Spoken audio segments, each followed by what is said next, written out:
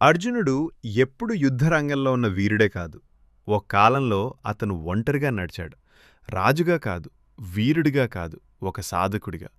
వనవాస సమయంలో అర్జునుడు అనేక పవిత్ర ప్రాంతాలకు ప్రయాణించాడు.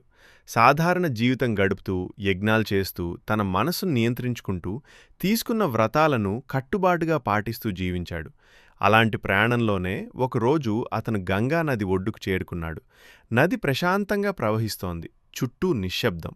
ఆ నిశ్శబ్దం మనిషిని బయటకు కాదు, లోపలికి చూసేలా చేస్తుంది. అర్జునుడు స్నానం చేయడానికి నీటిలోకి అడుగుపెట్టాడు.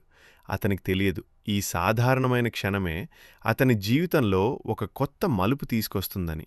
ఆ నీటి లోతుల్లో నాగలోకం ఉంది. మానవ లోకానికి కనిపించని ఒక పురాతన ప్రపంచం అక్కడే ఉంది. ఉలూపి. ఆమె అర్జునుణ్ణి చూసింది. రాజకుమారుడిగా కాదు, యుద్ధవీరుడిగా కాదు, తన ధర్మ మార్గంలో నిశ్శబ్దంగా నడిచే ఒక ఆత్మగా. ఆ ఒక్క చూపులోనే ఉలూపికి అర్థమైంది, ఇది సాధారణ సమావేశం కాదు, ఇక్కడే ఈ కథ మొదలవుతుంది.